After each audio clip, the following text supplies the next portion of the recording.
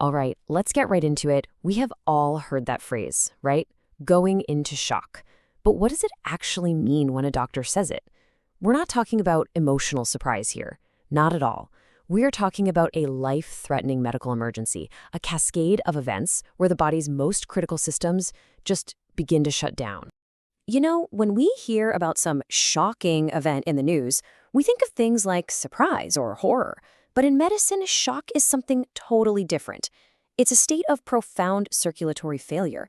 It's that critical moment when the body's internal delivery service, the one that carries oxygen and nutrients to every single cell, just grinds to a halt.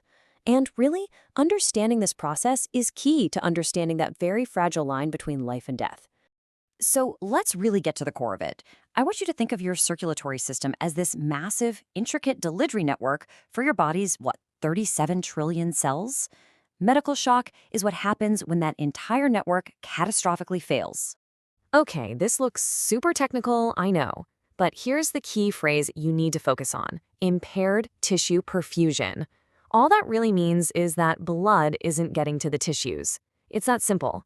And if blood isn't getting there, well, neither is oxygen. And that leads to the final, really dangerous state: cellular hypoxia. Basically, oxygen starvation at the cellular level. And this is the perfect way to think about it. Shock isn't just one single event. It's a sequence, a chain reaction. It starts with low blood pressure, that's hypotension. That leads to the tissues not getting enough blood.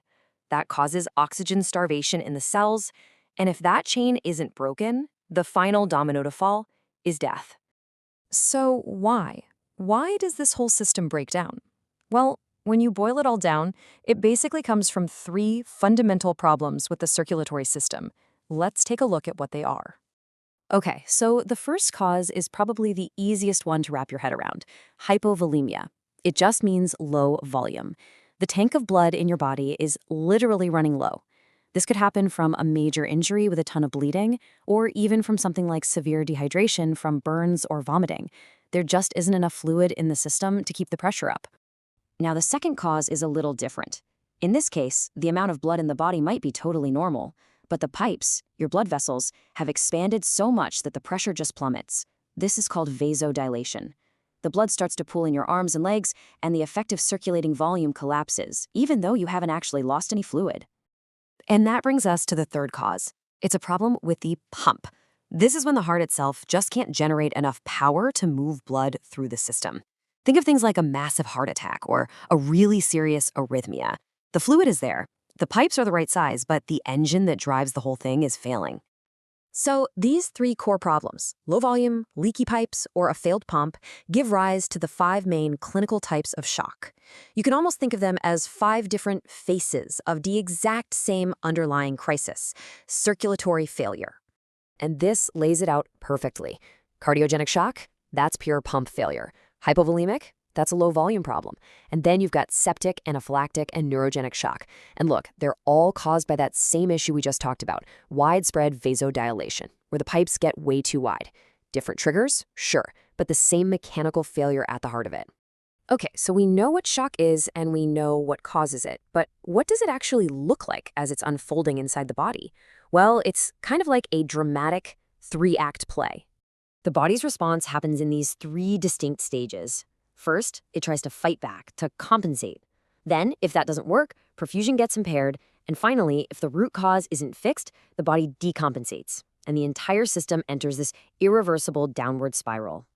So in this first stage, the non-progressive stage, the body knows something is deeply wrong. It activates its emergency protocols. The sympathetic nervous system kicks into high gear, making the heart beat faster and tightening up blood vessels in the arms, legs, and skin. It's trying to force blood toward the most vital organs, the brain and the heart. And this right here is so important. This explains one of the classic signs of shock you always hear about: that cold, pale, clammy skin. It's not some random symptom. It's the direct result of the body's own defense mechanism, sacrificing blood flow to the skin to try and save the core. But here's the thing. Those defenses can't last forever.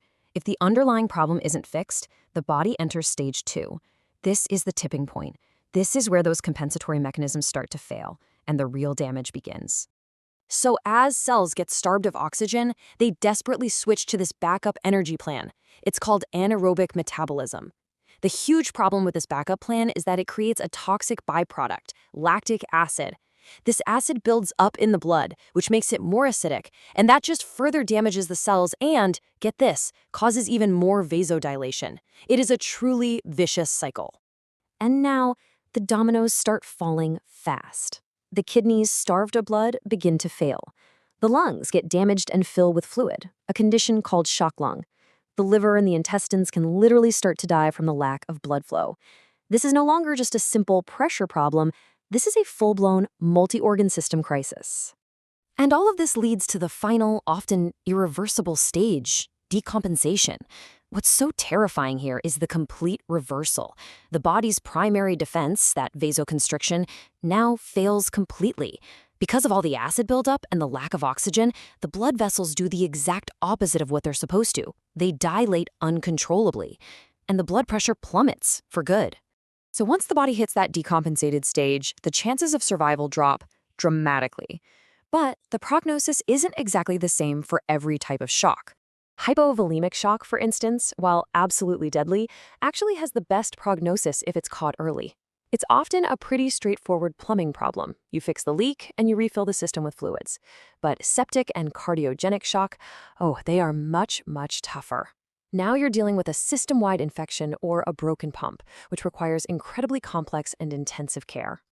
And this quote is particularly chilling. Even with all of our amazing modern medical technology, septic shock, the kind caused by an overwhelming infection, is still the most common killer in the intensive care unit. That just goes to show you how unbelievably difficult it is to stop this cascade once it really gets going. So when you look at it, the body's desperate fight against shock really shows us two things: its incredible, intricate design, but also its ultimate fragility. The very same mechanisms that are designed to save us can, in the end, actually contribute to our demise. It's just a powerful reminder of that delicate, moment-to-moment balance that is required to sustain